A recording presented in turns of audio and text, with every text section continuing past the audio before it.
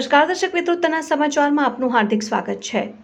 જામનગરમાં બૂથ સમિતિની બેઠકમાં રાજપૂતો પહોંચે તે પહેલા જ અટકાયત કરવામાં આવી, રસ્તા ઉપર દોડધામ મચી।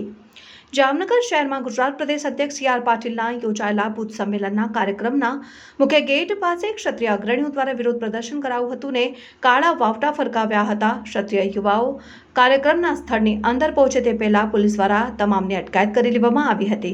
કેટલાક કાર્યકર્તાઓએ રૂપાલાની ટિકિટ રદ કરો, રૂપાલા હાય હાયના નારા સાથે ઓસવાળ સેન્ટરના મેઇન રોડ પરના મુખ્ય દ્વાર પાસે માર્ગ ઉપર બેસી ગયા હતા। તે તમામની પોલીસ દ્વારા અટકાયત કરી લેવામાં આવી છે અને પોલીસ હેડક્વાર્ટરમાં લઈ જવાયા છે। અહેવાલ હર્ષલ ખંડેરિયા, તન્ના સમાચાર, જામનગર।